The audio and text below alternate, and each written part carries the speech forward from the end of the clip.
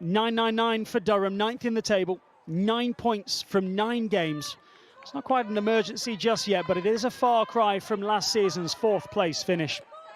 Newly promoted Ipswich Town, on the other hand, might well be ready to call for help. 1 win from their 9 matches so far. They are 5 points adrift at the foot of the division, but opportunity knocks.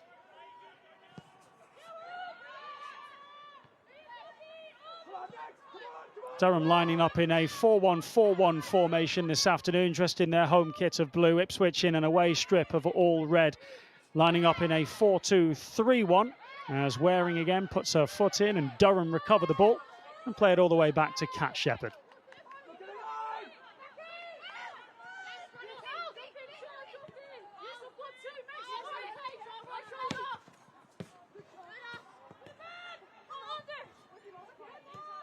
That's Lambert for Durham.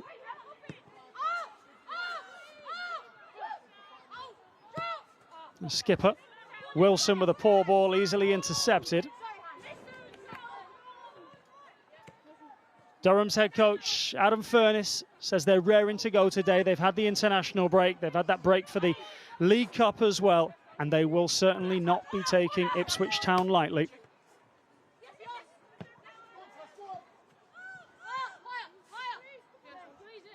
On the other side of the dugout, Joe Sheehan, the Ipswich boss, not looking at the table, he says. They're not thinking about taking points off teams around them. They just want to win every game.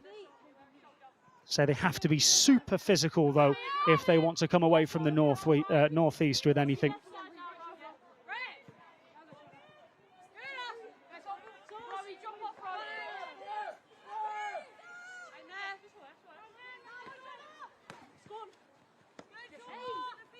We really are right on top of the action, aren't we, here? That's Thomas.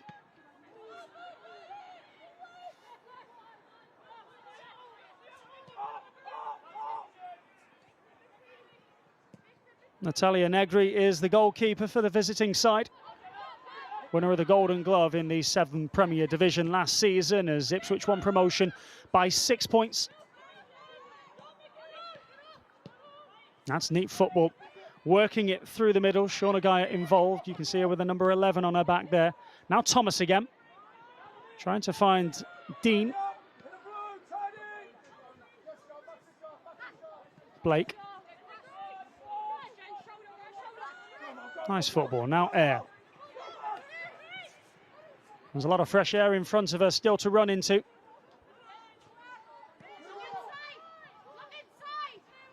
That's loose from Blake. Attempting to find Lambert. Results in a throw-in. Bethrow will take it.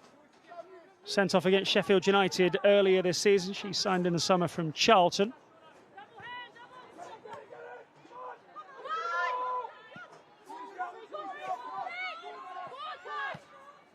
Thomas trying to get involved early. If there is a focal point for Ipswich Town's attack this season, it is surely their number 7. Joined Ipswich as a 19-year-old, now a decade ago.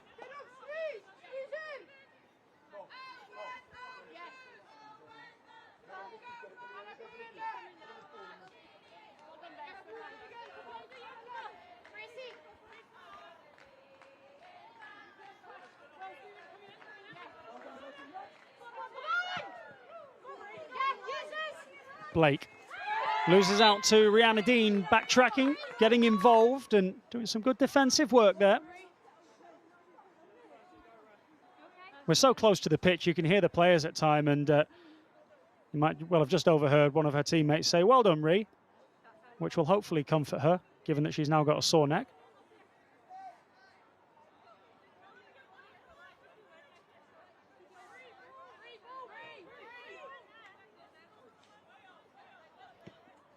Rihanna Dean coming through the academy at Arsenal, but never properly broke into the first team and instead played for the likes of Millwall and Spurs, most recently Southampton. One of Ipswich's most experienced players with 8 years in the top 2 divisions of English football.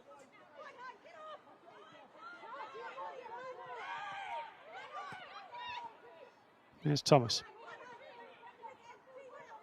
Her and Guyot linking up. Back to Rowe.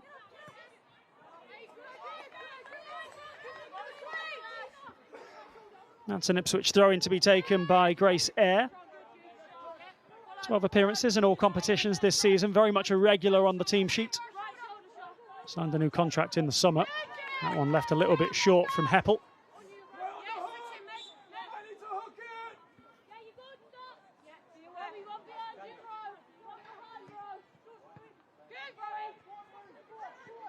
Fleming.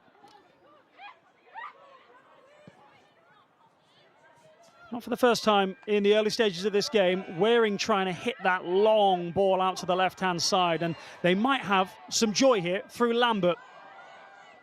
Wouldn't quite reach, but it now does reach Tolan. Pritchard and Speckmeyer were the initial targets in the middle of the penalty area. But an encouraging first break forwards down that left-hand side for Adam Furness and his team.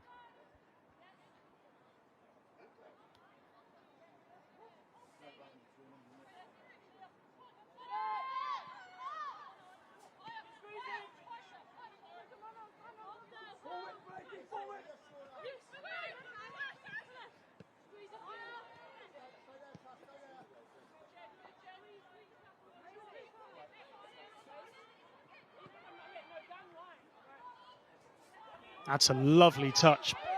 And away goes Poppy Pritchard, looking for Speckmeyer once more. Again, further encouragement, further joy down that left touchline. Poppy Pritchard involved again. Flag might well have been up this time.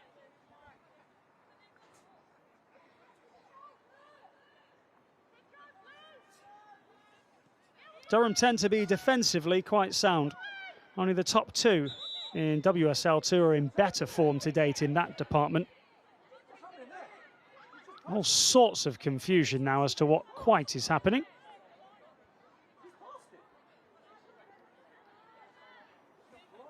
The players are confused, the fans are confused, you can hear the coaching staffs are confused. Molly Lambert is leading the confusion there in the ear of the referee, Abby Dearden.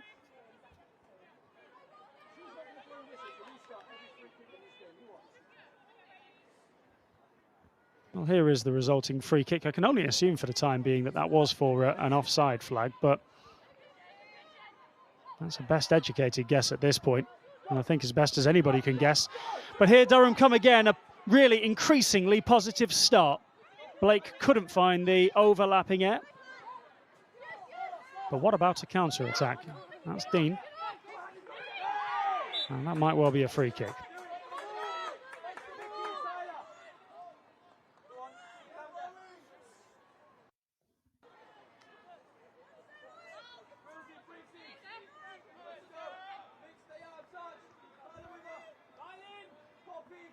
Well, Durham's struggles this season tend to be scoring goals, as I mentioned a few moments ago, rather than keeping them out. Just 12 in 9 games. Only Sheffield United and today's guests, Ipswich, have scored fewer. Early test of this Ipswich defence, though.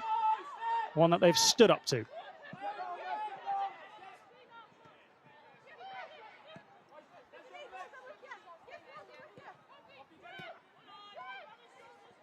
The always dangerous Heppel, looking for a skipper, Wilson. Done well to dig that ball out, but couldn't quite stop it from spinning and swerving behind for a goal kick. That'll come as a relief, though, for Ipswich, coming under increasing pressure over the last 4 or 5 minutes.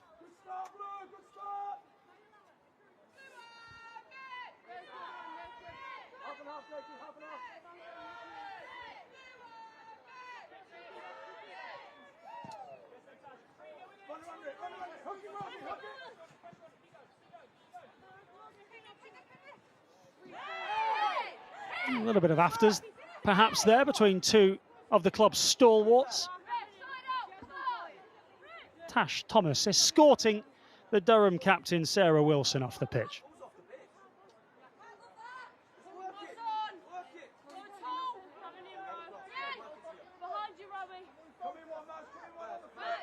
Such a tight stadium here at Maiden Castle, and a looping throwing like that is not exactly what Heppel will have wanted from Eyre. Guyot gets away and air is down. That's left space in behind. It's going to fall to Thomas, who couldn't quite bring the ball under her spell.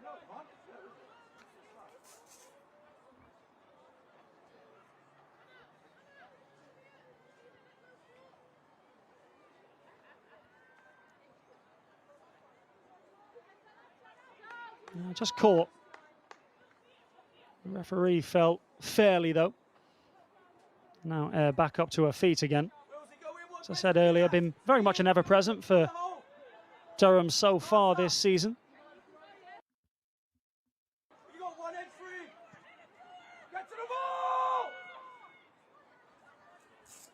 Rowe trying to get to the byline, does well. Couldn't quite find her teammate Thomas.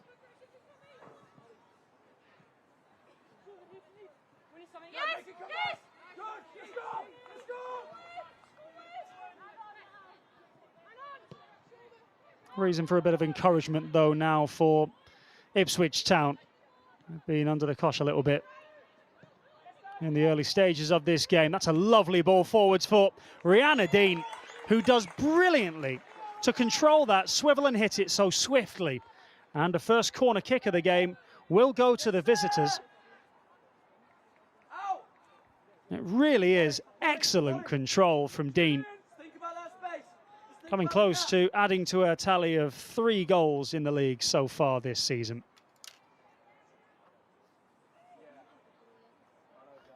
And corner kicks can be so dangerous. That's Beth Rowe, who's gone across from the left fullback position to take this right-footed outswinger. A lot of height in there, none taller than Mitchell. She'll be a target. It breaks, there's an effort. Cleared away, comes back out to Guyot, flicks off at Thomas. They've still not managed to clear their lines. Eventually they do through Lambert. A nervy moment there for Durham and their supporters.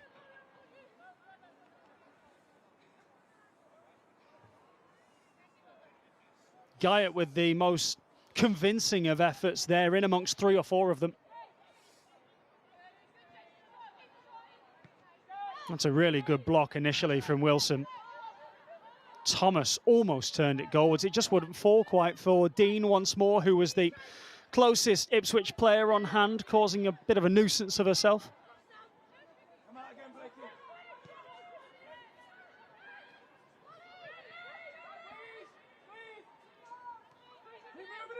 Durham can go as high as 6th if they were to win today, but were they to lose to bottom club Ipswich, their gap to that 1 relegation spot would be cut from 5 points to just 2. Sunderland and Portsmouth, who have a similar 5-point cushion to the relegation zone, will also be nervously watching on as Pritchard gets away again down that left touchline, herring away. Well closed down and held up, though. Maria Boswell came across from her central defensive position.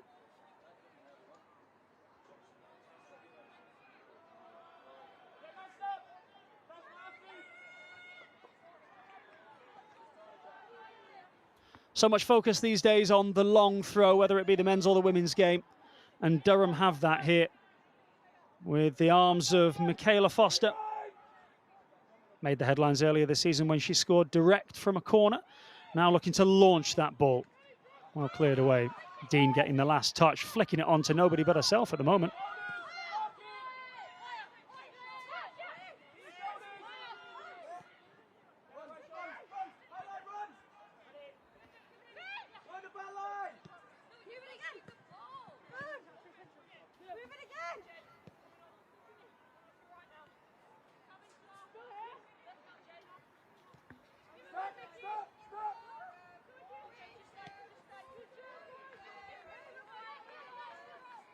Waring.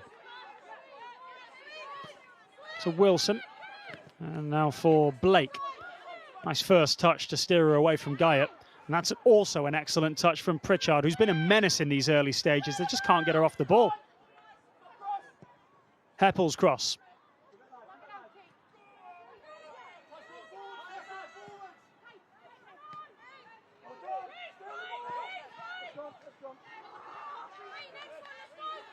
Great energy in the midfield from Durham there, ratting around these Ipswich players, forcing the errors.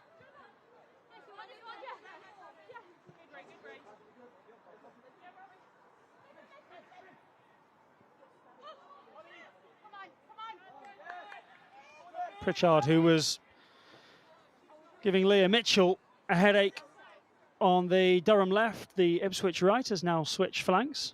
I'm sure Beth Rowe will be thrilled to see her. Started the game, as I say, in menacing fashion.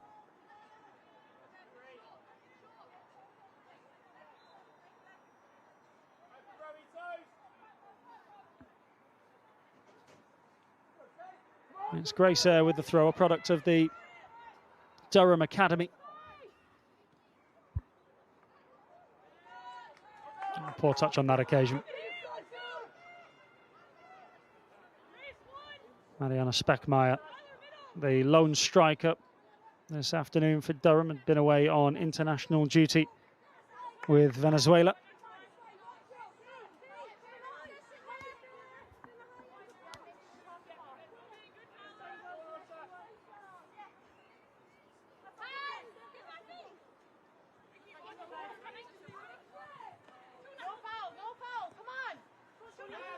Toland and Blake do enough to dispossess the ball away from Guyot.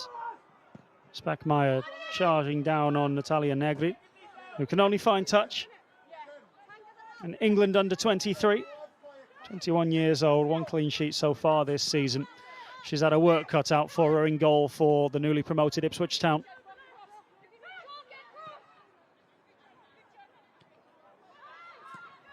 That ball left a little short, and it might well open the door for Ipswich. As soon as I say that, though, Waring shuts it again on Dean.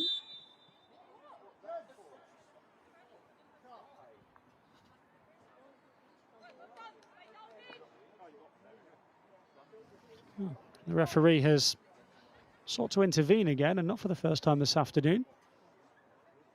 Confusion abound.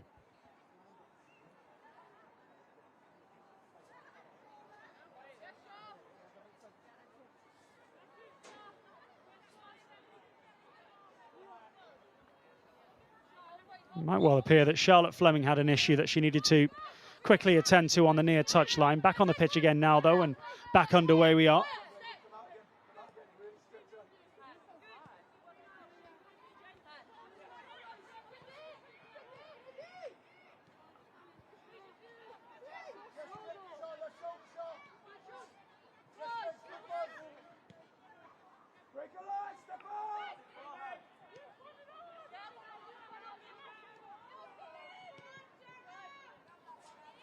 Heppel to Pritchard.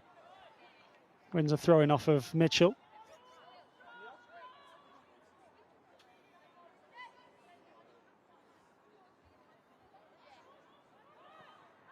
Blake.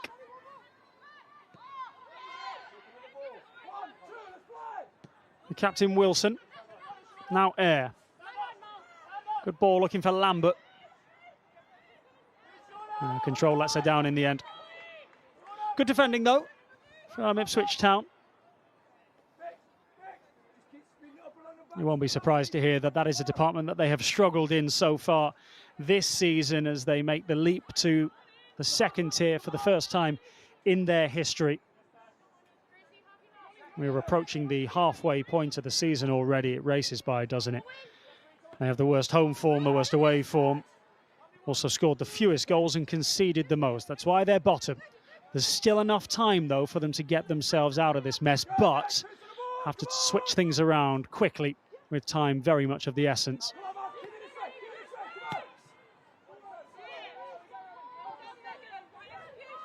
It's a really good ball, and Rowe turns it into a dangerous area.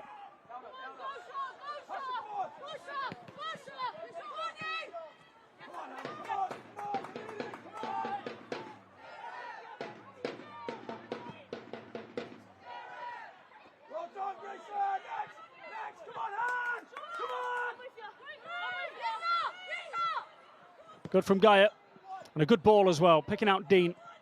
Watched all the way by Foster. Good recovering play from Heppel. And Foster almost getting in each other's way for a moment, but it's still Foster before dribbling herself into a giant red wall. Lovely touch around the corner. Jenna Deere. Now Guyot. Heppel intercepts.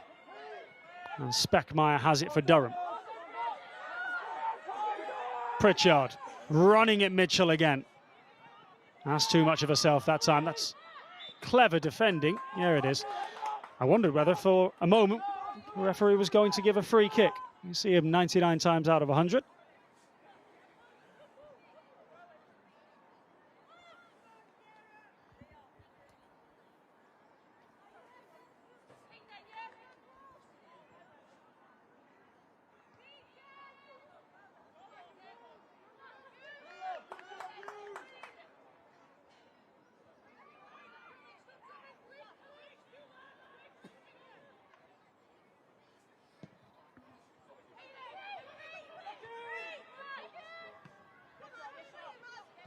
That's a good touch from Speckmeyer, but a ball that sets air on her heels. Plenty of space for the fullback, though.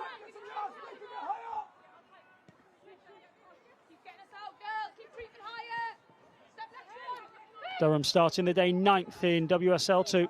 4 matches without a win.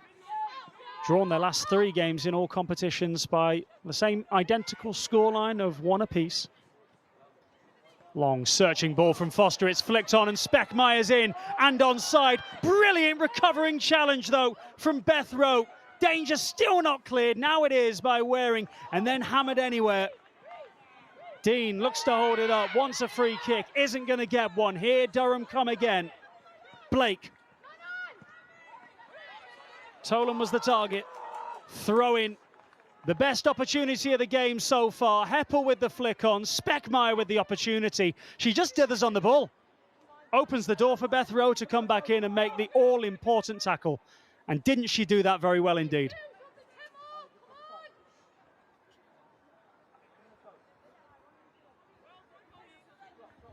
An early warning for Ipswich Town, who have played themselves back into this game quite well, having surrendered the upper hand to Durham in the early stages in a sense of position, possession and territory.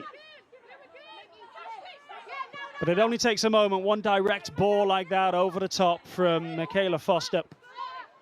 A well-placed flick on. Whether or not Speckmeyer was offside, we couldn't quite tell from our angle. The official certainly kept the flag down.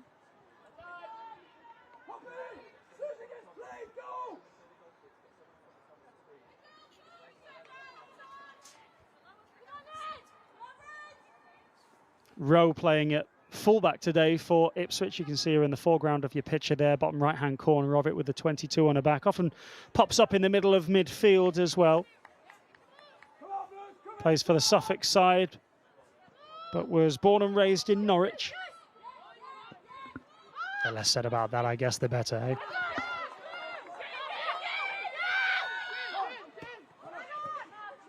Well intercepted by Rowe again.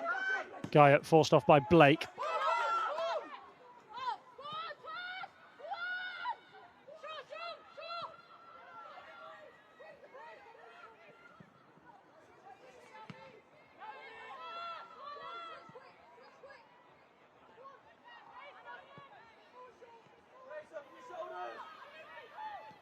Rihanna Dean.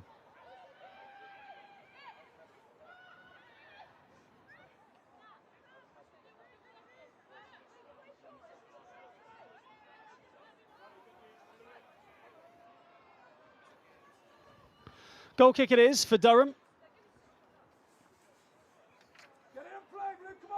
4 matches without a win in the WSL. As the 24-minute mark ticks over here at Maiden Castle. They share this facility with Durham University. That's all the sport that you can see going on in the background there. On this cool and crisp December morning in the northeast, Pritchard will scamper away from Mitchell once more. Does really well, Pritchard. Reinforcements needed in the end in the form of Maria Boswell.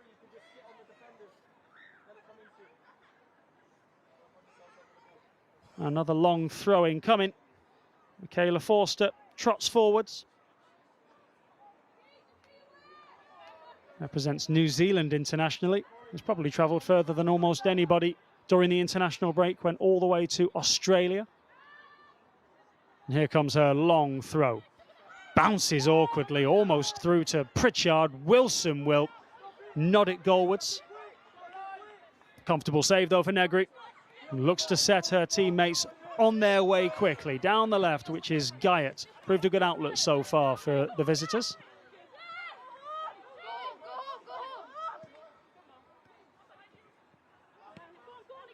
Good football. Wilson and Toland involved. Now up to Heppel. Strong challenge though. Well won. Waring gets away for the Tractor Girls.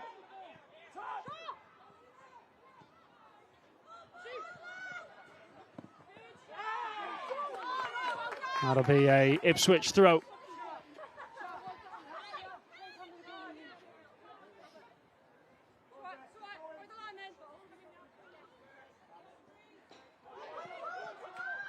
Guyot looks to stride away from Toland. Poor ball. Could well have been in down that right-hand side with Sophie Peskett, who has largely been a bit of a spectator in the early stages of this game. 26 minutes old as it is now. Ipswich best players come down this left-hand side. Blake trying to bend a ball in behind the visiting defensive line. It'll result in a first corner kick for the home team of this afternoon.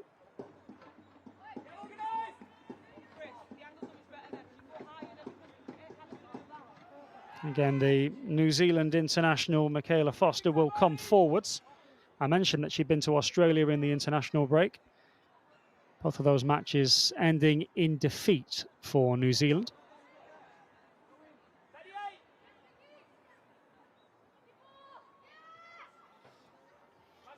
She's the daughter of the very famous Ian Foster, the former head coach of the New Zealand All Blacks rugby side. Sporting family.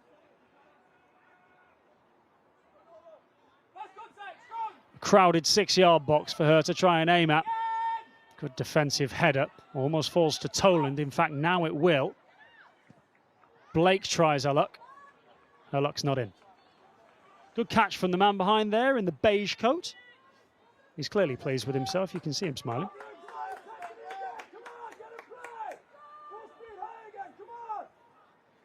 That is Hannah Blake with the effort. Couple assists, but no goals so far this season.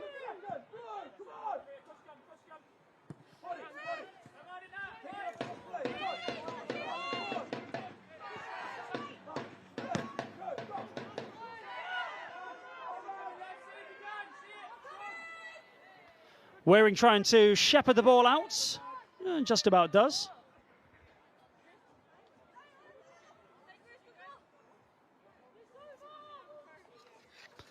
Ipswich will then starting the day bottom of the WSL 2 table, 4 points from their matches, so just 4 out of a possible 27 to date. Conceded 14 goals in 4 away games so far. However, Bristol City did a lot of the heavy lifting there with a thumping 7-0 win in their last away outing. Heppel, first time ball is a good one. Will find Speckmeyer trying to cut it back in front of Boswell again. The telling touch from the Ipswich skipper, the undoing of that Durham attack. What a wonderful ball that is from Beth Heppel. The first time approach really worked well for the Durham number 7. I wonder whether or not a similar approach from Speckmeyer would have done the trick. 2 really good opportunities for the Venezuelan international in the opening 30 minutes of this game.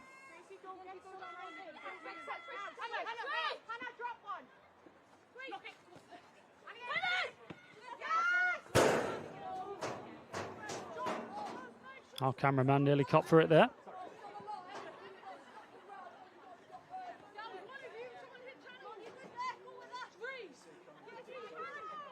Charlotte Fleming with the throw-in. Been at the club for around 18 months or so, having signed from Watford the summer before last. So good long throw.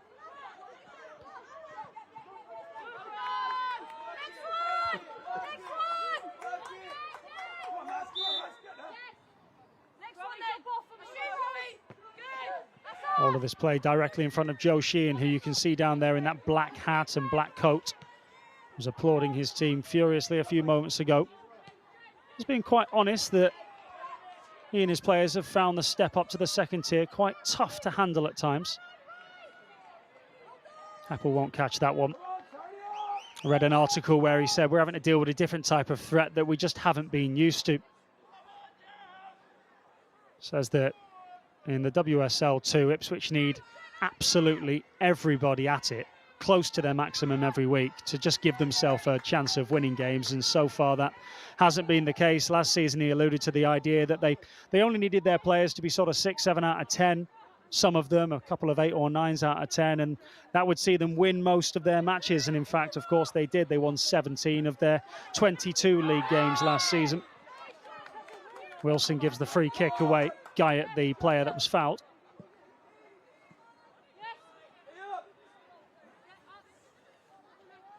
Can't be too many complaints there.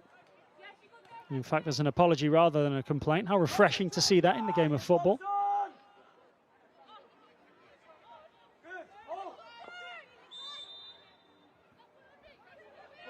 Leah Mitchell was the Players' Player of the Season last year. Flicks a ball down that side for Peskett. Oh, that's a lovely turn from Guyot. Leaves Wilson for dead and almost profits from the ricochet as Peskett gets it back again.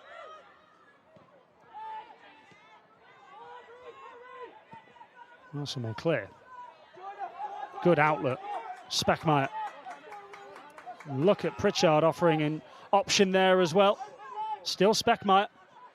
Good break. Beth Heppel hits one. And well grabbed by Natalia Negri.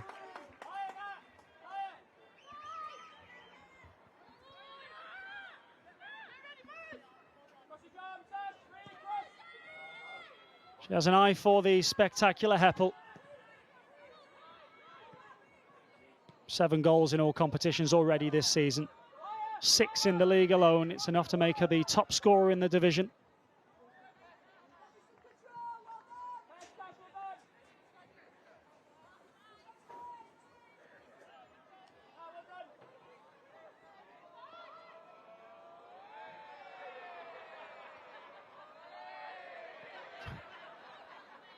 Well, that gentleman in the stand clearly needs to work on his footwork. There's a reason why he's watching on, I guess. As you are on the WSL 2's YouTube channel, thank you for being with us. Lots of football still to come later on today. Bristol City against Sheffield United. Portsmouth, Charlton, Forest, Sunderland and Crystal Palace against Birmingham. Tomorrow night, Newcastle host Southampton. Quite the journey that for the Saints and their fans.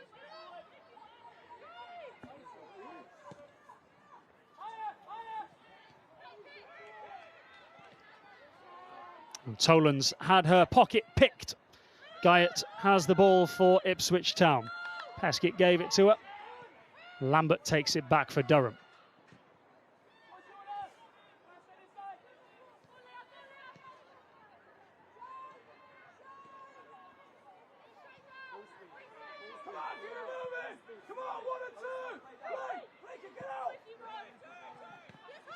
This is Blake. Heppel. Hoping to find air. She gets it back again off of the touch of Rowe. And here is the ever dangerous Beth Heppel. Now to air. Stern looking challenge. Shouts for a penalty. Nothing doing, I think. Let's see. Might well be a corner kick instead. Beth Heppel running with such purpose. It's a good challenge made by Charlotte Fleming. Got the ball.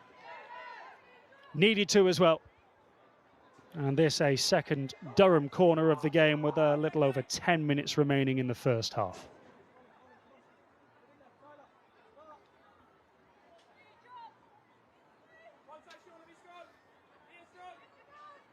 Michaela Foster again has come forwards to take the left-footed in-swinger.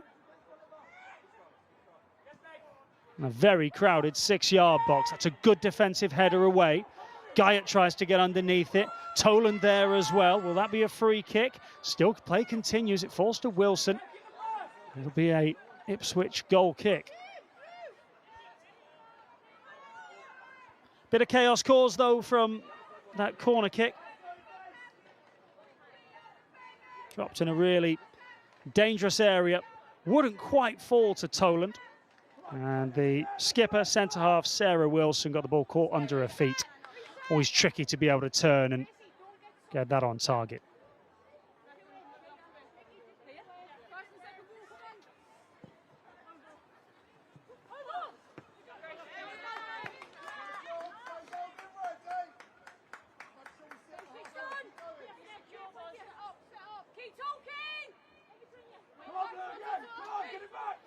It's Rowe with the throw-in. Came to Ipswich Town's rescue earlier on with the last-ditch challenge against Speckmeyer when she was only 8 yards out or so and one-on-one.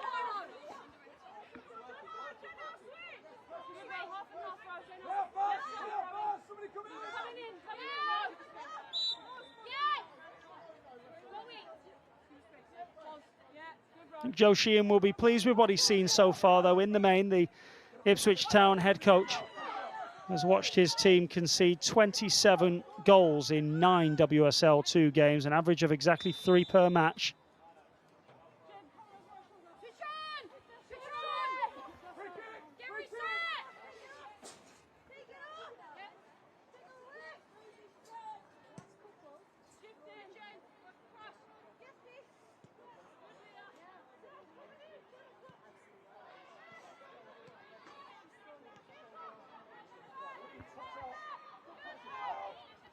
Pritchard battling with Peskett to try and keep a hold of the ball. Durham have enjoyed more possession in this first half. Just over 60% of the ball. 5 shots to Ipswich's 3. But only 1 on target apiece.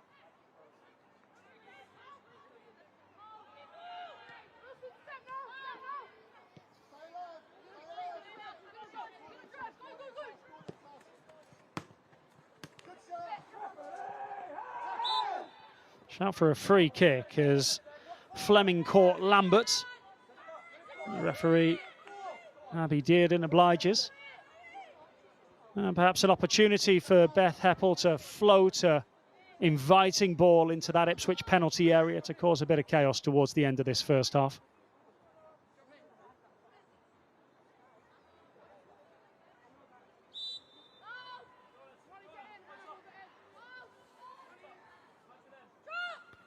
Centre halves forwards, they'll offer some aerial targets. That'll be a Durham throw-in. And again, Foster will trek over to take the long throw. No joy from it so far today.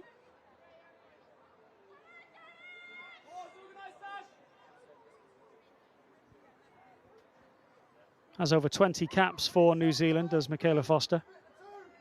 Signed a new deal with Durham last summer.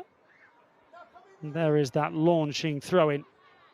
This time towards Speckmeyer at the near post. Well scrambled clear. Toland will keep it alive. Herself an Irish international. Speckmeyer and Waring race for the ball. Venezuelan wins it. Neat play towards the byline, looking for Pritchard. Gets a hold of it. This is Heppel. Ball under her feet, trying to find an angle, well blocked by Rowe though. Corner kick. And Durham just starting to turn the screw again, aren't they, towards the end of this first half. Started that way, looking to end the first 45 that way as well. I think that's Pritchard on the goal line, who's making a nuisance of herself.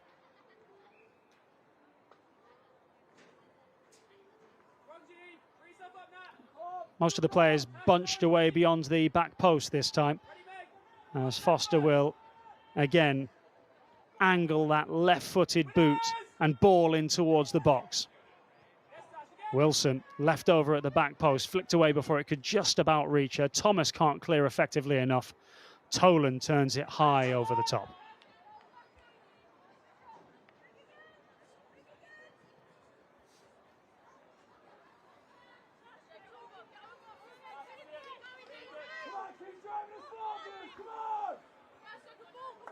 And there explains what I was saying a few moments ago about Durham edging the ball possession in this game. More attempts as well. Nothing to show for it yet, though. They've hardly been troubled at the back. They've had a couple of really good opportunities to break the deadlock through Speckmeyer.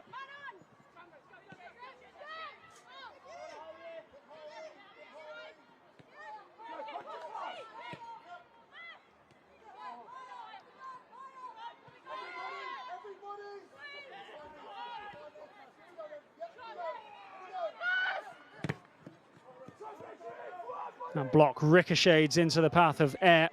Trying to get the other side of Rowe. Does well again, the left fullback, to prevent that Durham attack doing any more damage. Guyot almost concedes possession. Fleming clears it off Speckmeyer. That'll be a Ipswich throw. Inside the final 5 minutes of this first half at Maiden Castle. One too many draws here, would I imagine be the complaint if you were a Durham supporter. They've only lost here once so far this season, and last season were quite brilliant at home. 8 of their 11 wins coming here in the northeast.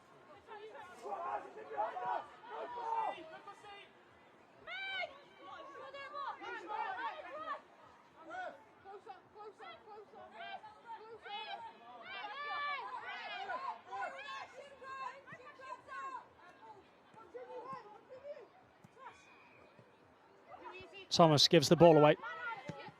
First time crossfield pass from Tolan.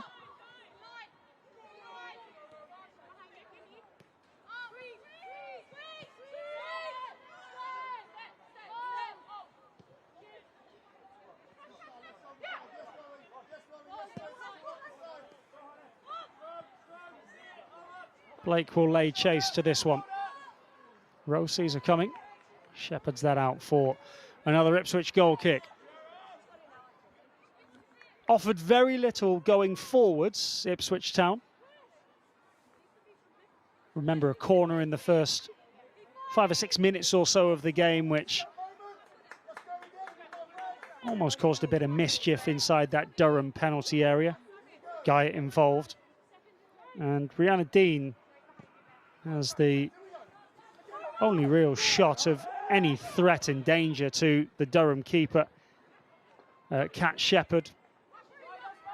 But what can they do here towards the end of this first half? Had to soak up a lot of pressure. Peskett's ball bounces to Deer.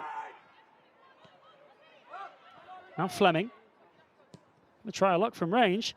Almost ricochets and now does towards Guyot. That's an excellent block from Wilson, who has hurt herself in the process. Back up to her feet again, though. She is as tough as it comes, Sarah Wilson. Making appearance 257 for Durham today is their skipper.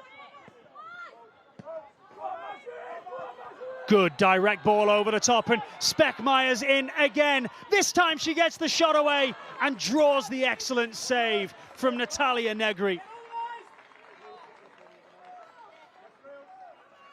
Well, Durham's best threats have come when they've been direct like that.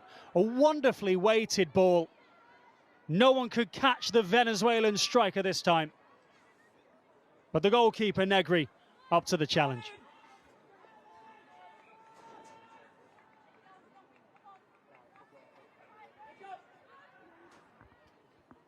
It's a 4th corner kick for Durham in this first half.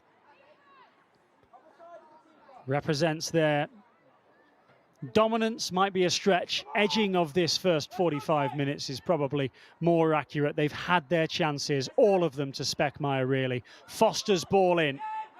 Up but not away once more. Helped away by Peskett, only as far as Toland. I'm not sure our teammates will thank her for that.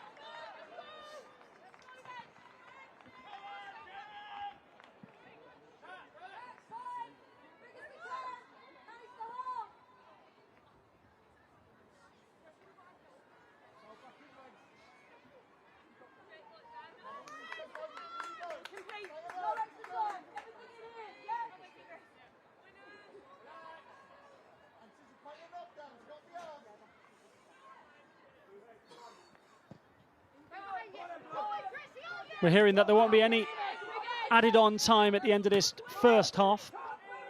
So the final few seconds of it now ticking away as Mitchell looks to pick out Peskett on the right wing. Perhaps enough time for just one final attack. It's still Peskett to Dean. Onside, forced wide. Briggs can't prevent her from keeping the ball in, and it's a really good cross and quite the effort to end the first half from Tash Thomas. Just as she was getting forced ever wider, Rihanna Dean's done ever so well to keep the play alive, and well, Thomas just couldn't quite keep her effort down, but you can see what that's done to the body language there as the two teams go off. Thomas runs off, the Ipswich players high-fiving. They've managed to make it to the break here with the score goalless and end in the ascendancy. The three best chances of the game all fell to the Venezuelan striker for Durham, Mariana Speckmeyer, but she's not been able to convert any of them. And suddenly, despite having to soak up all that pressure in the first half, it is Ipswich Town who leave the pitch with a pep in their step. At the break, Durham 0, Ipswich Town 0. As the referee, Abby Dearden, is about to get us back underway once more. And to confirm, no substitutions from either side at the break. Durham with 3 points would go as high as 6th. Ipswich with 3 points would throw the cat amongst the pigeons and thoroughly spook the likes of Durham, Sunderland and Portsmouth.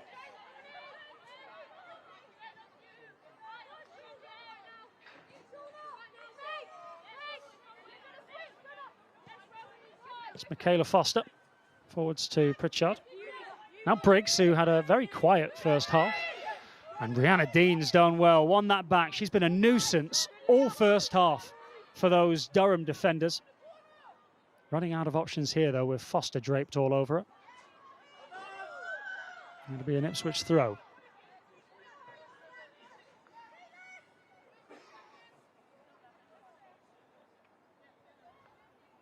Mitchell will come forwards and take. Live sport going on all around this game, which takes centre stage, and that is Peskett. An encouraging start, this, to the early stages of this second half for Joe Sheehan's Ipswich Town. Their second corner of the game. Of course, winners of the National League Southern Premier Division title last season, they won it by 6 points, finally securing promotion after years of knocking at the door. This is their first ever season in the second tier. And it's been a struggle so far, but there has been plenty to be encouraged about here in the northeast. Floating ball from Rowe. Mitchell the target, one of the tallest players on the pitch, if not the tallest. And she's back on it again there. Swivelling finish. Never going to trouble Kat Shepherd in the Durham goal, who has largely had a pretty quiet afternoon.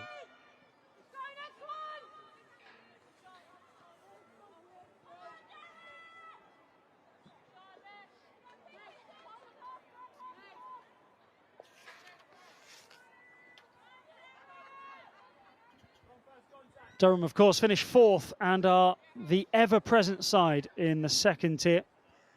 4th last season, almost promoted around 4 years ago now.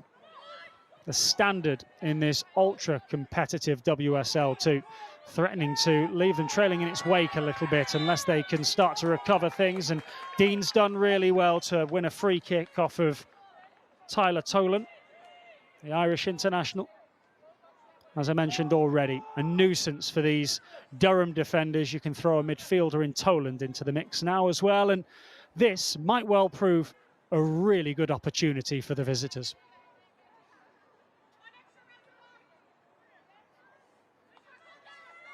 It's Shauna Guyot who stood over the ball. Hard pressed to convince her to try and pass or cross this. Surely she's going to go for it. No, she has tried to flick it through. Deflected into the gloves of the keeper, and perhaps Guyot will wish that she'd bought a ticket and tried her luck.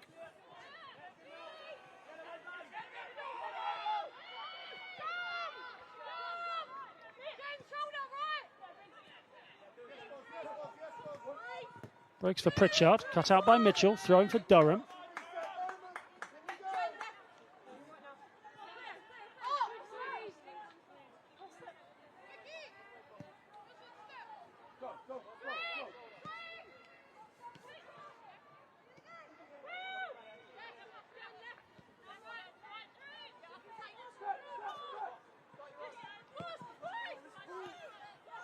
Lambert for Durham.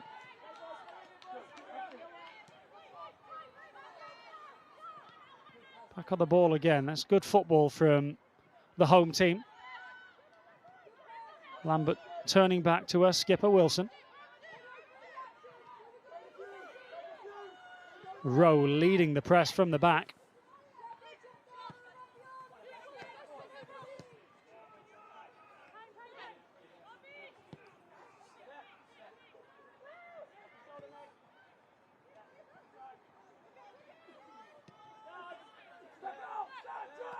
Michaela Foster. That's a lovely ball. Well picked out, Blake. Air is there offering an overlap. A touch lets her down. Guyot will clear that off of the Durham fullback and win her side a goal kick.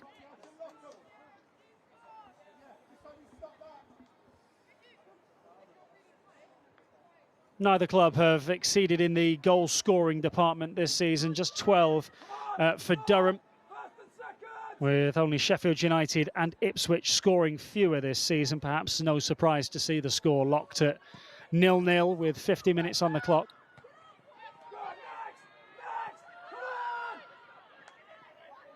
Waring came forwards to win the header.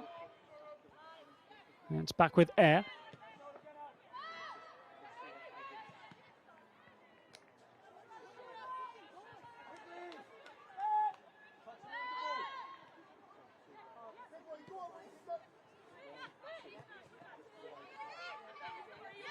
For all of Durham's struggles, though, in front of goal, they have at least scored in every single league game so far this season. Just often it's only been the one goal. Lambert will hair after this and get there. Grabbed at the second attempt by Natalia Negri. Not the best of clearances, though. They benefit from a slightly shoddy touch. Pritchard.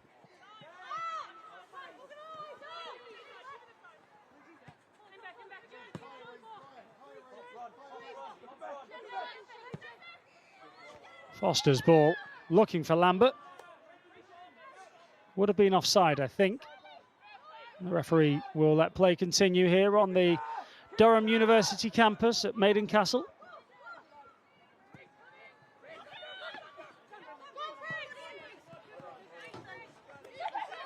Header out from Briggs. An ever-present starter for Durham so far this season.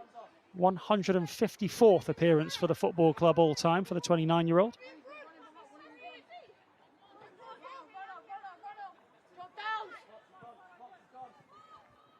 Thomas back to Mitchell. That'll be an Ipswich throw-in that Peskett will leave for Mitchell. Sophie Peskett, in a glorious season for Ipswich, was their star amongst stars. The Southern Premier League Player of the Year last season. And here she is on the ball now. Twinkle toes into the penalty area. That clearance not all that convincing. Guyot. Now Deer. Mitchell. Peskett again. Bit of space this time to pick out a cross. Out to Fleming. And that was rather speculative and would have had to have been rather spectacular to trouble Cat Shepherd.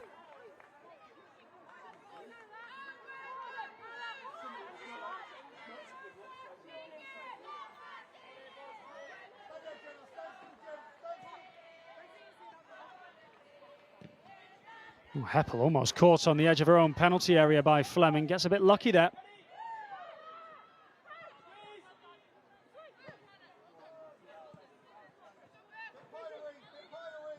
Briggs. Direct ball. Hoping to find Speckmeyer. Keepers come. Bit of chaos, bit of confusion. And now it's Ipswich's turn to get lucky. That luck might soon run out. Here's Speckmeyer.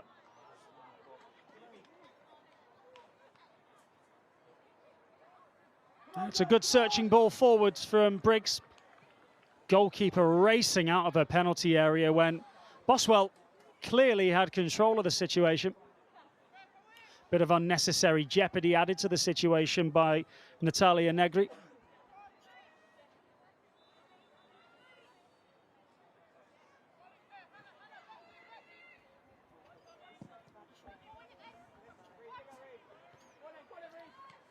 Hearing that there is going to be a change for the home team as Ipswich wants a free kick. Play continues. Mitchell comes up with it.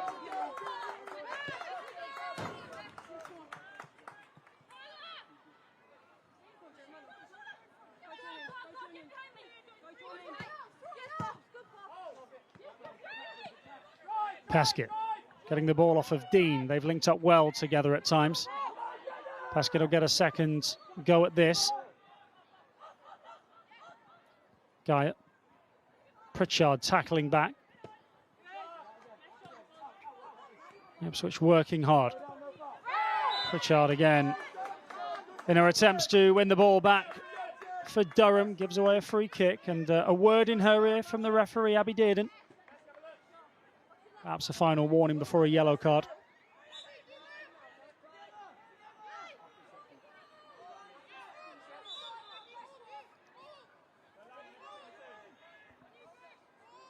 Last season's Players Player of the Year award winner Leah Mitchell with the free kick. Well headed clear. Fleming. Paskett again.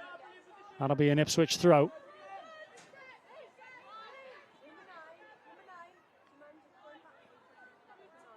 It's Lucy Watson for Durham, who's stripped and ready to come on. That's a good throw. I thought Guyot was going to be able to drop a shoulder and turn there. Thomas with the header. Dean might get there. Dean does get there. Cleared away. And smashed up in the air by Briggs. And that will be a Durham free kick. And it's probably the closest that Ipswich have come in this game. Rihanna Dean so close. Just couldn't get enough purchase on the touch. Enough conviction.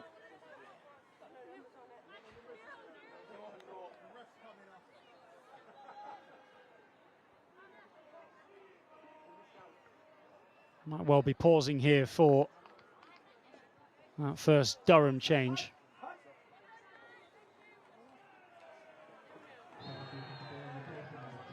That is going to happen now. So Lucy Watson will emerge from beneath us. There she is. Will replace Hannah Blake.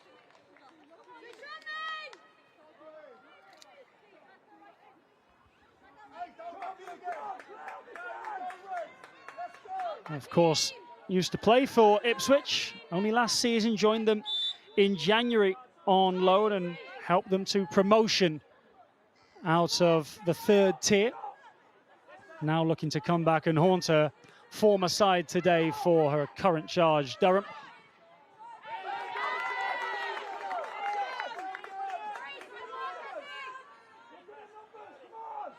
But Joe Sheehan will be really encouraged by this, what he's seen in the first 12 minutes or so after the restart. Enjoying far more of the ball than they ever did in the first 45.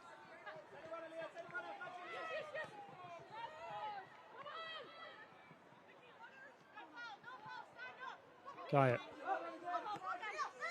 Mitchell. Looking for Paskett, trying to get her involved far more in the second half.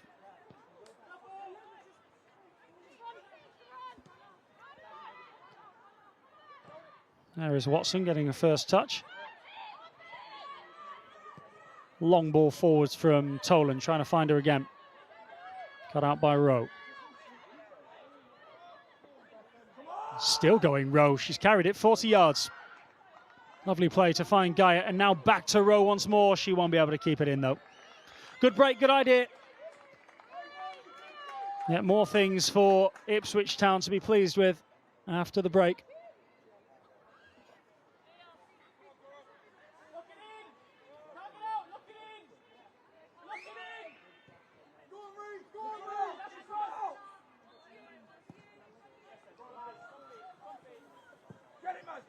Speckmeyer hoping to keep that in, nodded away by Boswell instead. A few umbrellas popping up now here at Maiden Castle on a chilly Sunday afternoon.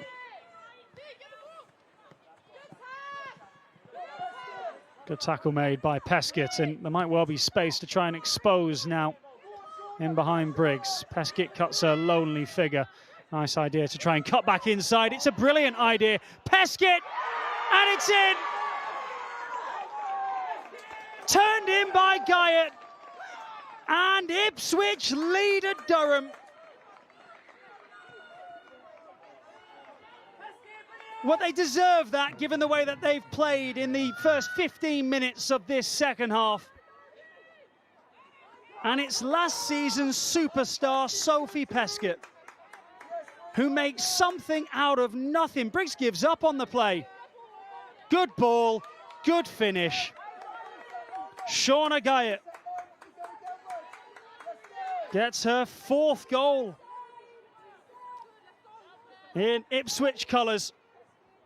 Her first of this season. They lead at Durham by 1-0.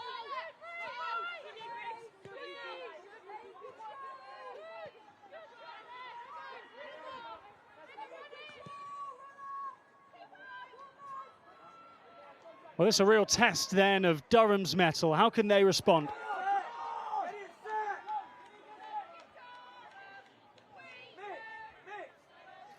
This is the right way about it to get a 5th corner kick. And you can hear the Durham supporters trying to encourage their players, get a reaction out of them. Somewhere the supporters of Sunderland and Portsmouth will feel a shiver. They won't know why, perhaps. And it's because the gap at the bottom, were Ipswich to maintain this lead, be cut to just 2 points. That's a really dangerous ball, though, and the keeper's done well to pour that away. Toland battling to keep hold of it. Thomas smashes clear, and anywhere will do with that.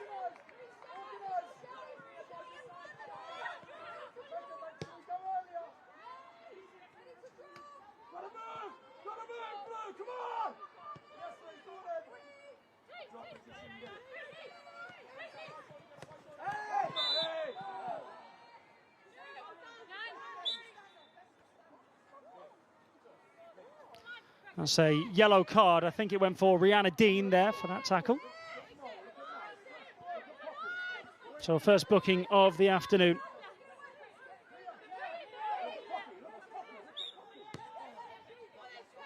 Maiden Castle has been exactly that so often for Durham, a place where they have always been able to leave with 3 points. Last season, they did it on so many occasions. 8 of their 11 wins coming here in front of their home support. So far this season, only 1 defeat here from their first 4 games, but staring down the barrel at defeat here with less than half an hour remaining. For Ipswich, they led against Crystal Palace in their last league outing, but couldn't maintain that lead, ultimately beaten by 2-1. They'll know how that feels. They will fight tooth and nail to try and leave the Northeast on that long journey home with all 3 points. And it might get better for them. Thomas in behind. The keeper's come out and it's in no man's land and has brought Rihanna Dean down. And what is the referee going to do here? It's a yellow card for Kat Shepherd, who will gratefully accept that, I would think. Durham pushing with everything that they've got for an equaliser. And that leaves gaps at the back. It's a daring move from Kat Shepherd. And not the best tackle in the world.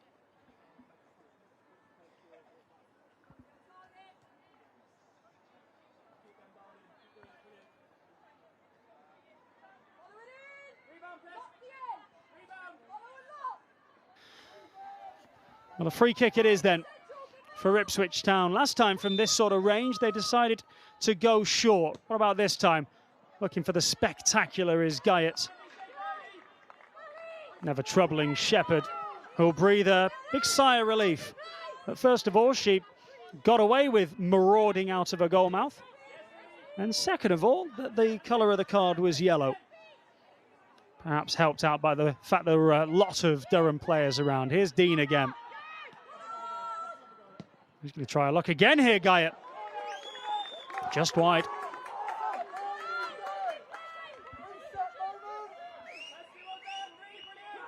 Well, the scorer of the Ipswich Town goal has had another couple of efforts since. Clearly encouraged by that breakthrough.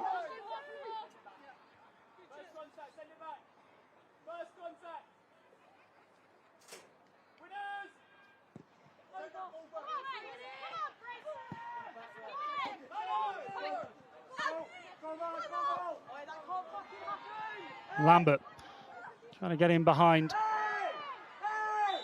Boswell eventually brings the Durham player down.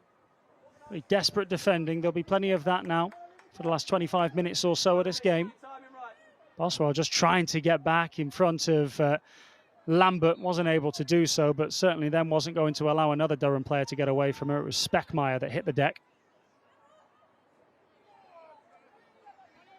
Beth Heppel, whenever they need a goal, she is usually involved in coming up with one for Durham. Stood over this free kick. Heppel's ball, brilliant cross it is, and it's 1-1. It's Michaela Foster. She ghosted into the penalty area.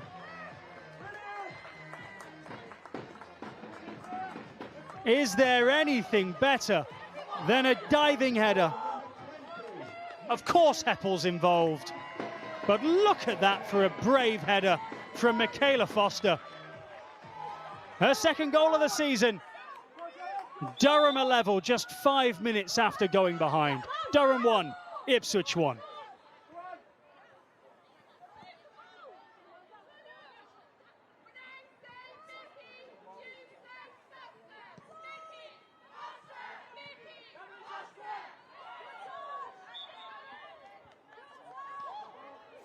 Well, who will go and grab the ascendancy now? Who'll go and grab the scruff of this?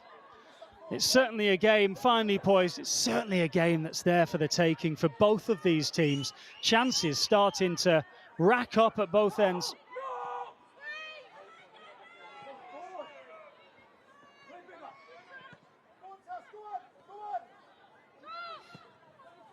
Remember, this is a Durham team winless in their last 5 outings in all competitions. An Ipswich side that have lost 7 in a row. There is Pritchard. What an inviting cross that is. It just needed a touch from Speckmeyer. Perhaps if she'd thrown herself at it, she might well have been able to provide.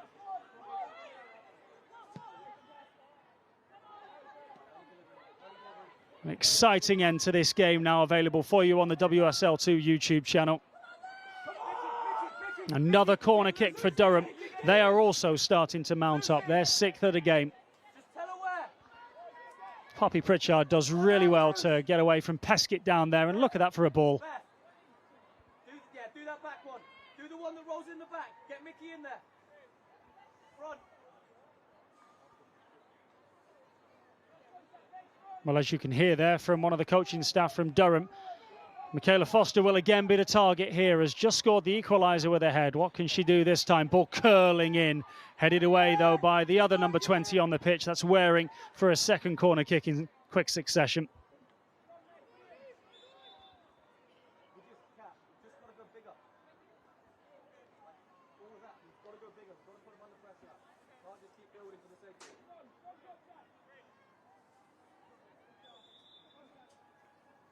Referee not happy with a bit of pushing and shoving in front of the goalkeeper. I think it might be Pritchard involved from a Durham perspective, who's trying to stand in front of Natalia Negri. Short corner might be an option. Lauren Briggs is offering that. Crowd of bodies at the back post. A left-footed in swing-up. Wilson the target. And that looked like it should have been another Durham corner. The Players certainly thought so, but it's a goal kick instead to Ipswich.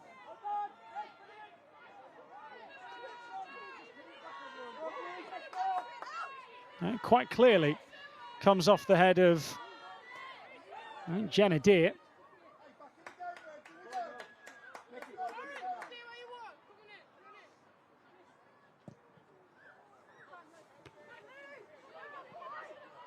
Watson with the header. This is Lambert. The overlap being offered by Eyre. Scampers after the ball. Oh dear. That'll be an Ipswich throw. 20 minutes or so remaining now then at Maiden Castle. And a problem for the Ipswich Town goalkeeper Natalia Negri.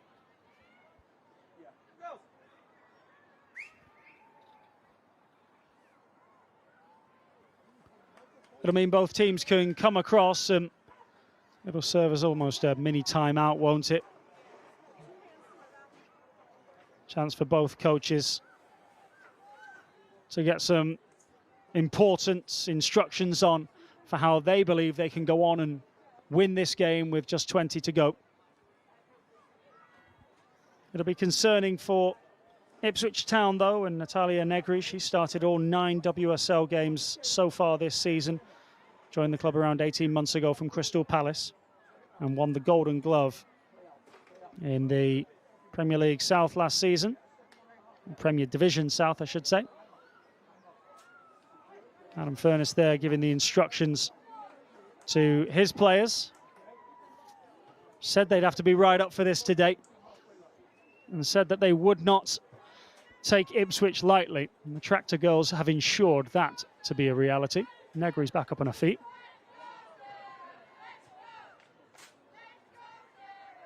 Four more WSL 2 games still to come today, right here on the WSL 2 YouTube channel. Bristol City against Sheffield United, Portsmouth, Charlton, Nottingham Forest against Sunderland, and Crystal Palace against Birmingham City. So first in the table, Charlton at Portsmouth. Second in the division, Birmingham City at Crystal Palace. That sounds like a really good one. And then tomorrow evening, back for Newcastle United against Southampton from 7:30 p.m.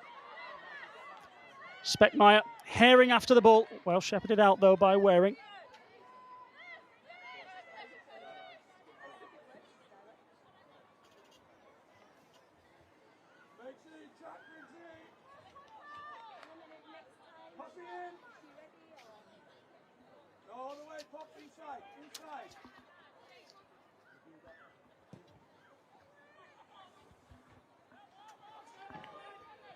That'll be a Durham throw. Ipswich look to stem the flow of all of this Durham pressure. They need to keep the ball. They don't need to give it straight back to them.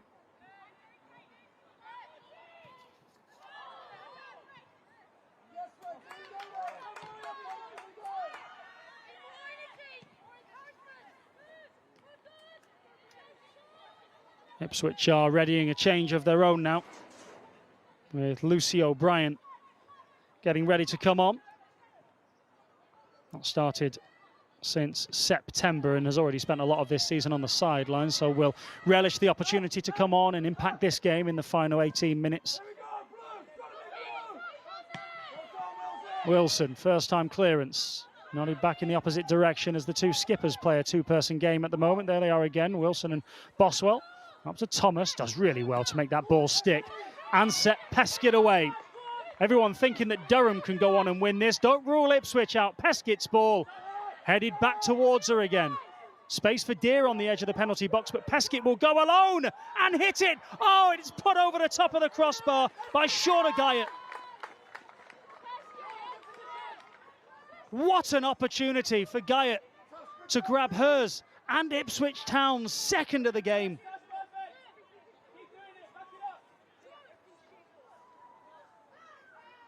Peskett with her head in her hands.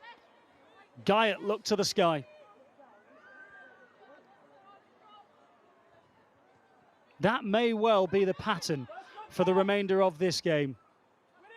Durham pressure, Durham attacks, but Ipswich Town counters. That looked deadly. A head injury here. It's Lambert that's down, rubbing the back of her head. Of course, the referee, Abby Deard, and rightly stopping the game to ensure that she's okay.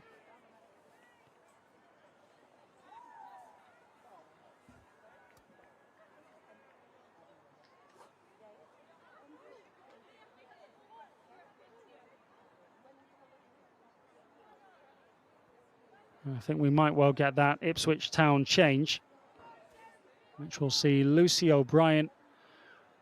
The plan is to replace Shauna Guyot, who has the Ipswich goal, might well have had a second. Should well have had a second, really.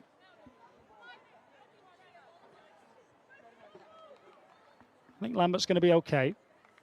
The referee just giving the fourth official and the coaching staffs on the near touchline the go-ahead to make the change, and that is Guyot that you can see on the far side of the picture, just leaving it now on the left side, who has come off. So her last touch of the game will be one that might well keep her up at night tonight.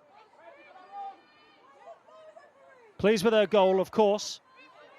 Her first of the season, her fourth for Ipswich, but it could have been so much more.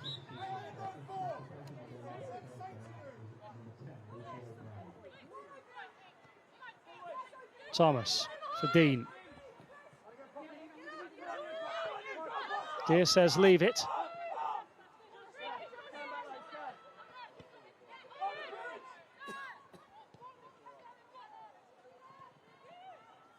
That's good football from Ipswich Town, working it between the lines, and a first touch of the afternoon for Lucy O'Brien. Rowe wins her team a throw-in. Inside the final 15 minutes here on the WSL2 YouTube channel. Building to a crescendo. This is anybody's.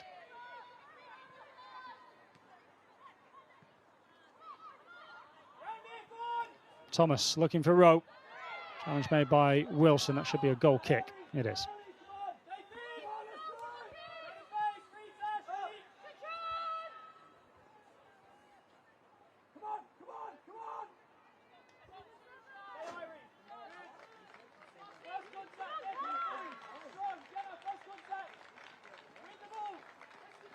The applause there in the background for Guyot as she makes her way back around the pitch and towards the two dugouts.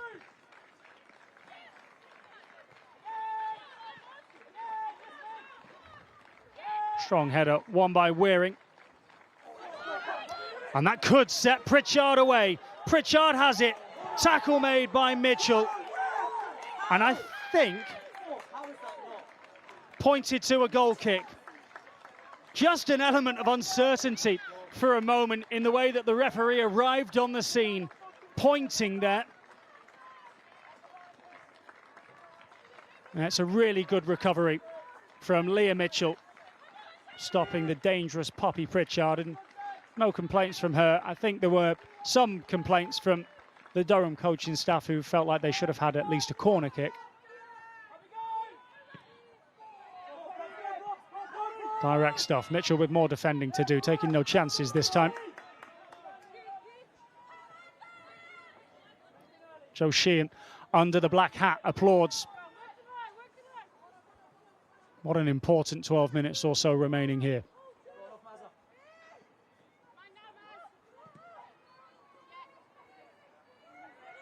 Five defeats in a row for the Tractor girls. A great chance this is here to try and stop the rot. Long way to go. Pritchard tries to run onto it. Speckmeyer can't keep hold of the ball for Durham.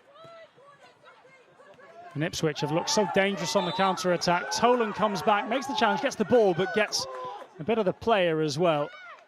You can tell it's an artificial surface because as Tash Thomas is getting back up, she's looking for those sort of burns. Anybody that's played on a 4G pitch over the years, or if you're old enough like me to remember those 3G pitches, remembers exactly what it feels like to go down on them. They've come a long way, but they still sting. So if you're just joining us, Ipswich took the lead on the hour mark. Peskett's cross, Guyot's finish. That lead only lasted around 5 minutes as Michaela Foster equalised for Durham. Defending to be done. Wilson.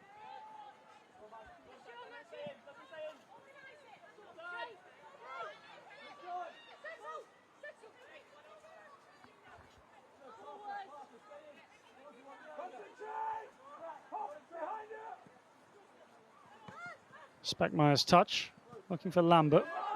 Pritchard can't keep a hold of it either. All the way back to the goalkeeper, and Shepherd can't mess about with it back there, clears it away, and I think might well have struck Rihanna Dean in the head as she did so. It's not the sort of back pass that Kat Shepherd will thank her teammate for, Poppy Pritchard. I saw one on a cold, damp, grey afternoon now in the northeast for Rihanna Dean, who's worked really hard this afternoon.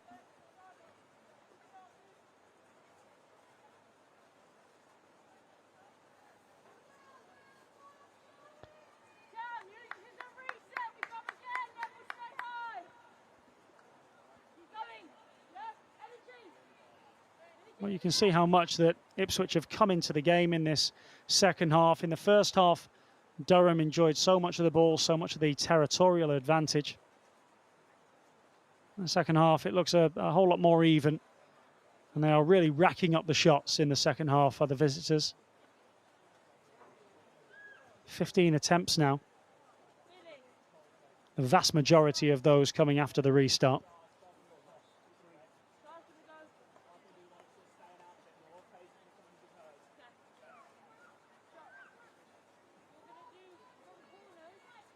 Good to see Rihanna Dean getting back up to her feet. Took a sore one on the side of the head by the looks of it.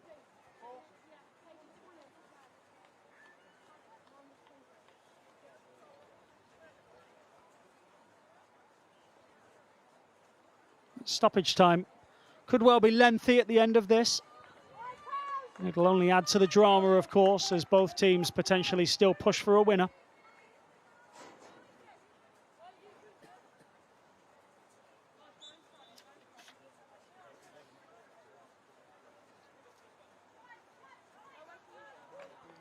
Header behind from Lauren Briggs. That'll be an Ipswich Town corner kick. Might well be their first one in the second half. Memory serves.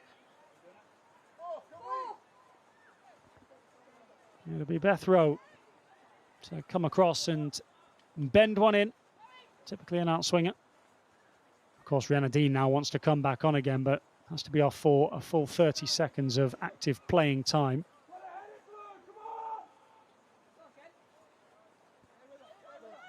The vast majority of those Ipswich players gathered beyond the back post. Here they come now. Turned goalwards. And well stopped by Shepherd. Peskett was involved, but there's another Ipswich injury. I think it might well be to the substitute Lucy O'Brien, who's only just come on.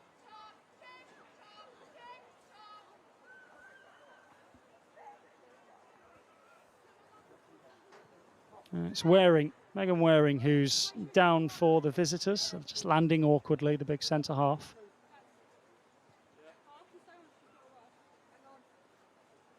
And this will only add to the ever-increasing amount of stoppage time that we'll have at the end of this game. We've hardly seen a ball kicked in anger now for the last 3 or 4 minutes.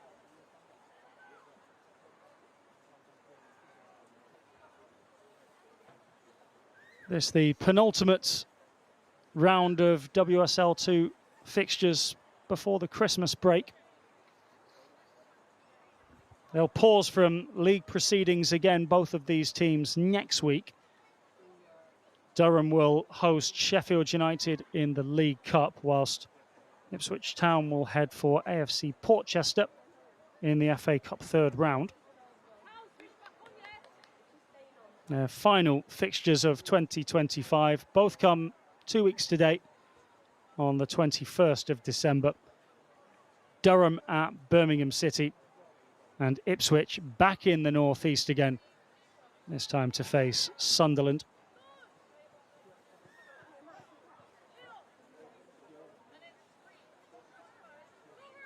Megan Waring up with a hobble and a limp.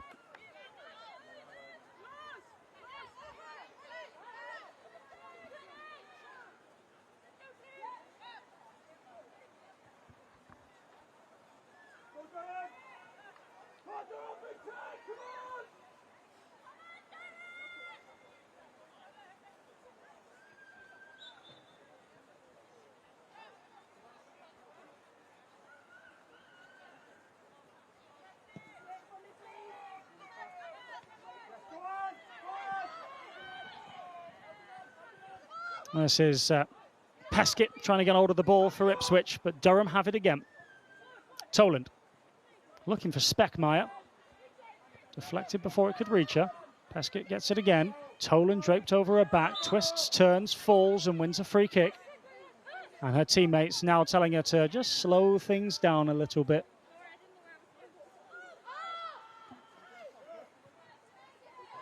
Ipswich have lost 5 games in a row, 7 of their 9 so far, yet to win away from home. So a point here this afternoon wouldn't be a bad result.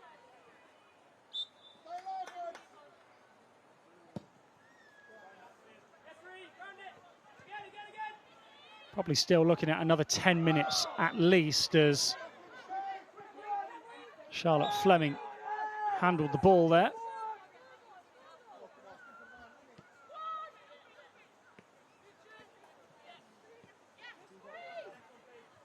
Those 2 injuries for Ipswich have just seen the game go off the boil and into a bit of a lull.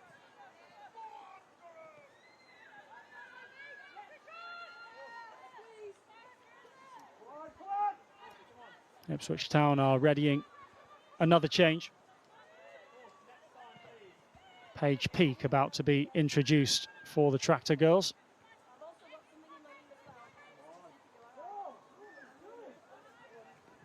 Brian, the other substitute that has been made so far, trying to get away down that left wing. It'll be a Durham free kick. Tash Thomas and Sarah Wilson colliding for not the first time this afternoon.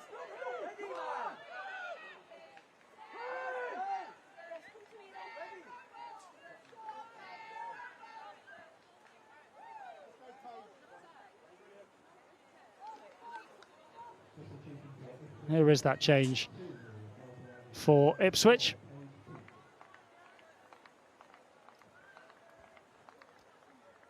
Paige Peake introduced. And it'll be the skipper Maria Boswell who's replaced.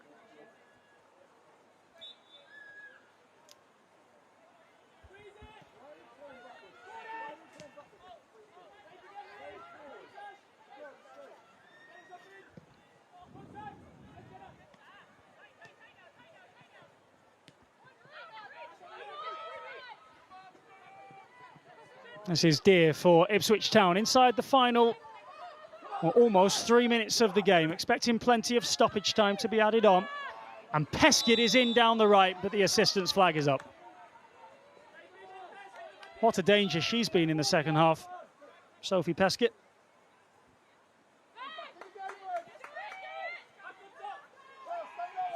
Those long balls over the top have really benefited both sides today. I think if the pitch were grass on a damp afternoon like this, it might skip away from the attacking players, but it holds up more on these artificial surfaces.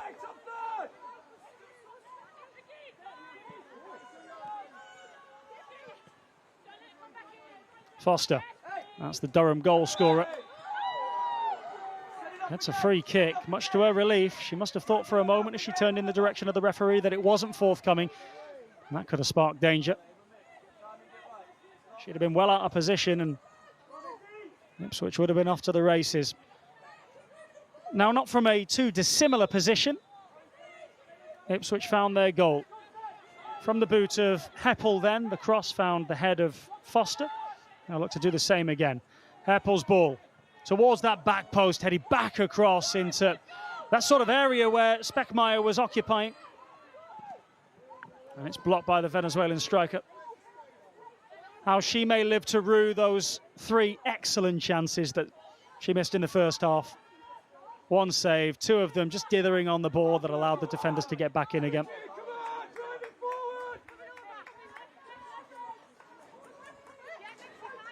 A shout from the Durham coaching staff demanding more energy here in the dying moments of this game. Briggs. It'll be an Ipswich free kick with Thomas on the ground.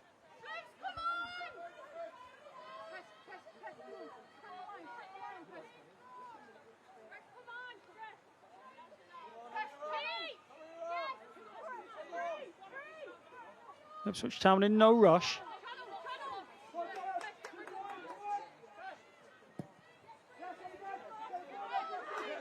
But at the same time, that is not what they needed. Natalia Negri all underneath that and sliced it out.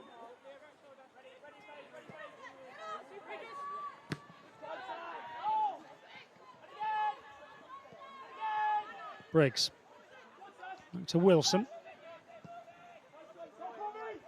There is a feeling that there will be another big chance in this game for either Durham or Ipswich to go and win it. There have been so many good chances for both teams. And because of all of those injuries in the last 10 minutes or so, we're hearing that there will be 8 additional minutes for one of the two teams to go and grab a winner. So go and grab what would be the most precious of 3 points.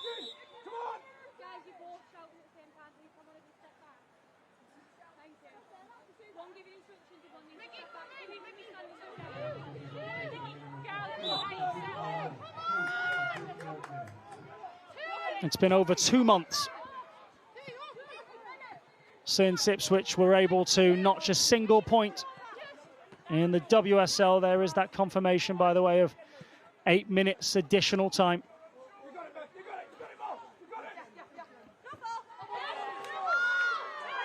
I wonder whether or not that might have been a free kick there. Bundled off the pitch and didn't look to be overly happy about it. The fourth official having to briefly intervene.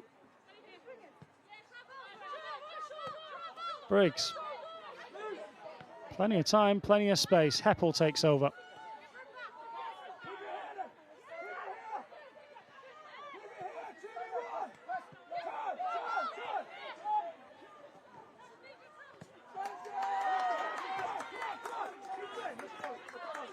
Well, you can hear the urgency now in the shouts from the coaching staff, from the supporters as well. Durham desperate to go and win this. Briggs, good sliding challenge made by Deer.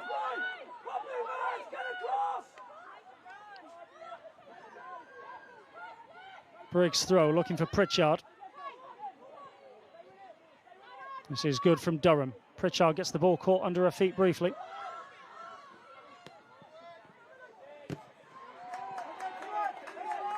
That'll be another throw. Lambert. Tolan's ball blocked by Deer. Wilson runs onto it.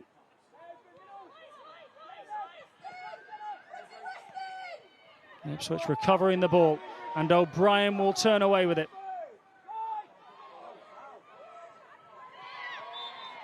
That'll be a free kick for Ipswich.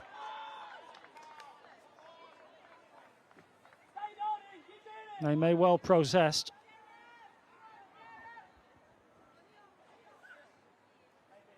It's the recovering Lucy Watson, formerly of Ipswich, of course, with the challenge.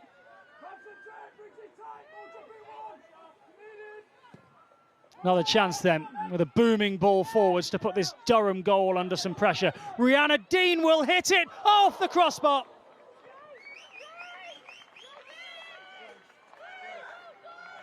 The goalkeeper was frozen to the spot.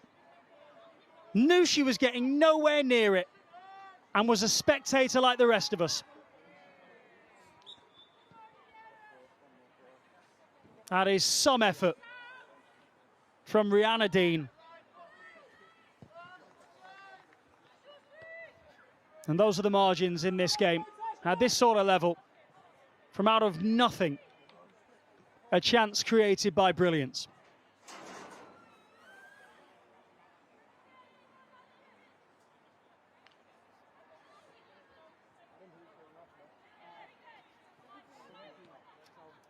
Ipswich are going to get some more fresh legs on. Grace Neville is getting ready to come on.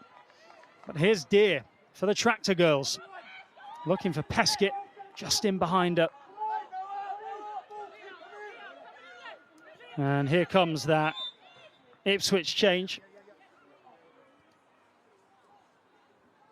And Grace Neville will be introduced. And Sophie Peskett will be withdrawn for the visitors. Been quite brilliant in the second half. Peskett made the goal, set up another couple of excellent chances where they could have scored.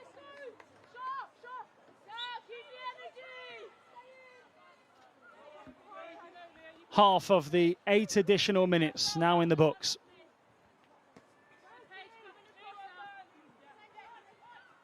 Neville gets a first touch. Speckmeyer, closed down by Neville, stays in. Lambert.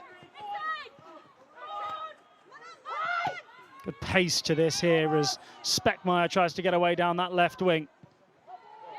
It'll be a Durham throw.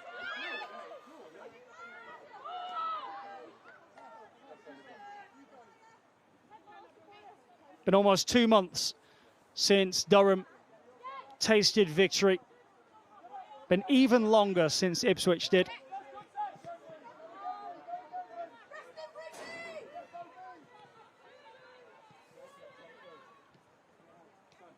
Pritchard popping up on the right now.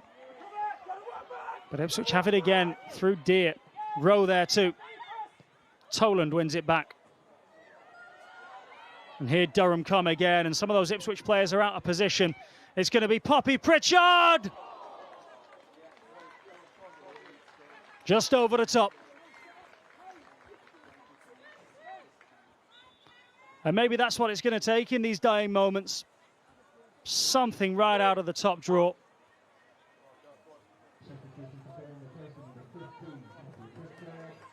Layla McFarland is about to replace Poppy Pritchard, so that the last thing that she'll do in this game is that speculative long-range effort, had the goalkeeper stretching. Played well today, Pritchard. Could argue that both of the 2 most dangerous wingers in this game have both come off in the last couple of minutes. 1 for each side. Less than 2 minutes now, though, of stoppage time remaining.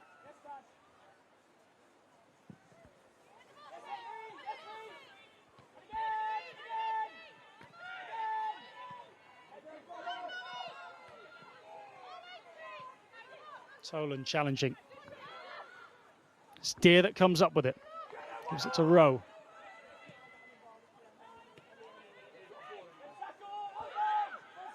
Thomas sliding. Ipswich keeping hold of the ball with Neville. First time cross is a good one. Thomas challenges. Dean in there too. And Durham breathe a big sigh of relief. Lambert. Here's their one final twist. Foster could only give it away again. Both teams just swapping possession over time after time at the minute. Shepherd didn't want that ball inside her own penalty area there. And we're inside the final minute of 8.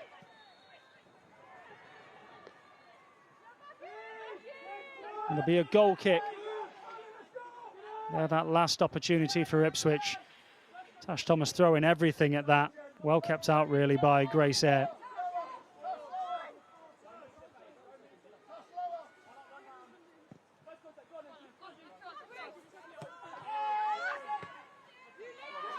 Surely now approaching the very last knockings of any opportunities to go and win this game. Ipswich have it exactly where they want, at their feet. And final booming clearance. Wilson does well at a moment that mattered most. That header was perfect back to a keeper.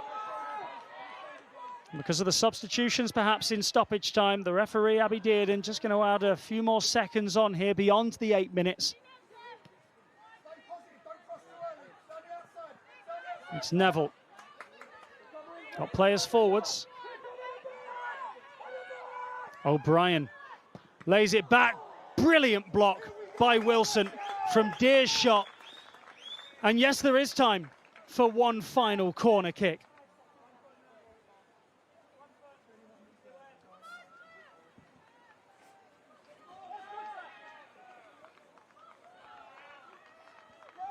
Well, a point would be a positive thing for Ipswich Town after 5 straight defeats. But 3 points, my goodness, they'd be precious. Surely the final attack, the final chance to snatch all 3 points in this game. Deer's touch, a right-footed shot just over. And with that, both teams will have to settle for a point. For Durham, they are now 5 WSL 2 games without a win, 6 in all competitions, and quite remarkably, that is their 4th 1-1 draw in a row. For Ipswich Town, they entered the game having lost 5 matches on the spin. That stops the rot. That's their first WSL 2 point since September at Charlton. All the action came in the second half. Ipswich led through Guyot. Durham equalised through Foster. There were spectacular chances to snatch a winner at the end, but it finishes at Maiden Castle. Durham 1, Ipswich Town 1.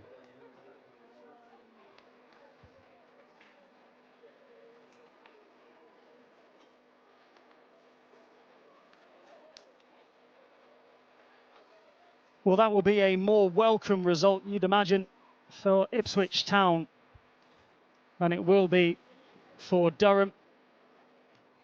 Maiden Castle last season was such a happy hunting ground for the home team.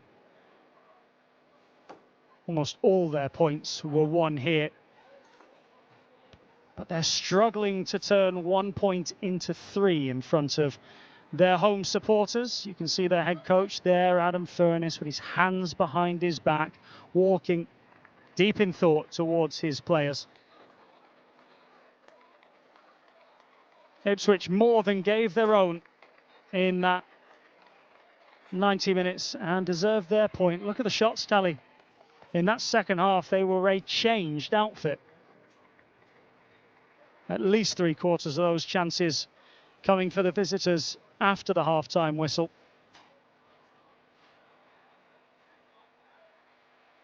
Thumped the woodwork down the end as well for Rihanna Dean.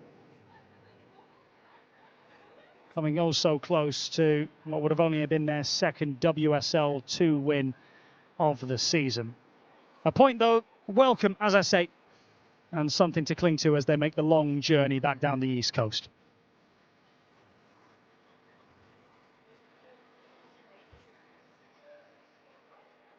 Still plenty of fun to come this afternoon on the WSL2 YouTube channel. All of these matches just about to get underway. Bristol City against Sheffield United. That is 3rd against 7th. It's Crystal Palace against Birmingham.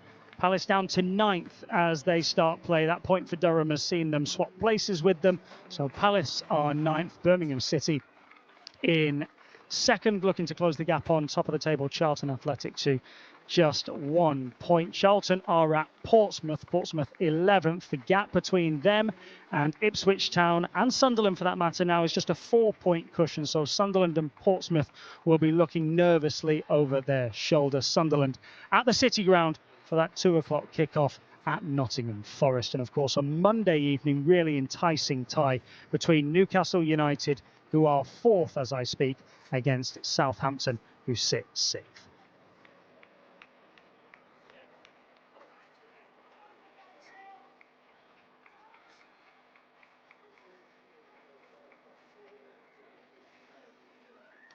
Well, let's take you through the second half highlights, of which there are plenty. Tash Thomas and Rihanna Dean linking up there for Ipswich Town. Dean just unable to get enough power on that finish to poke it into the empty net.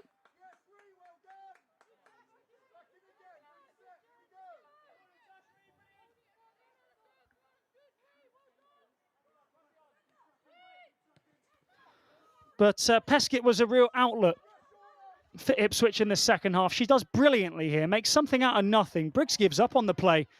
Great ball, and turned in by Guyot to give Ipswich Town the lead on the hour mark.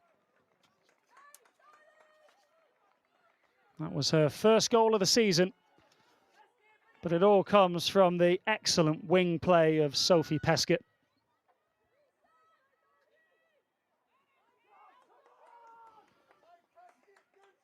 And Shauna Guyot went a bit shot crazy after this point, had another couple of efforts in the 2 or 3 minutes directly after. Of course, Peskett involved again there. Rihanna Dean, though, with the neat footwork this time, and this was Guyot trying her luck from range.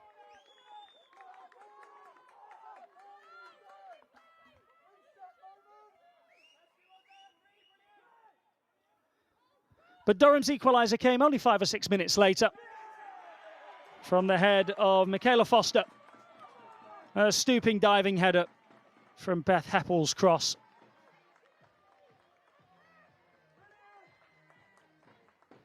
Ghosting into that penalty area, running between 2 or 3 red shirts. Nobody picked her up, and the New Zealand international, the grateful recipient of her second goal of the season. There were plenty of chances down the stretch. Peskett involved again. She was the player of the season last year, top goal scorer in this second half. She showed exactly why. Drawing a good save out of the goalkeeper, and that was the best chance of the match to win it. It fell to Guyot again. Already had 1 goal. It got her a point. This effort here would have won her side all 3 points had she been able to keep it down.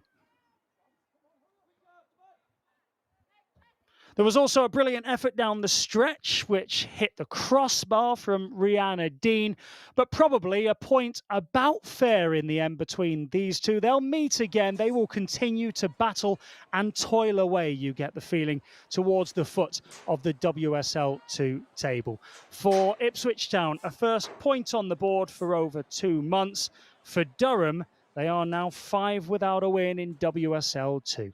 Thank you for your company today. Much more to come on the WSL 2 YouTube channel, as I say. But from Maiden Castle, it's finished Durham 1, Ipswich Town 1.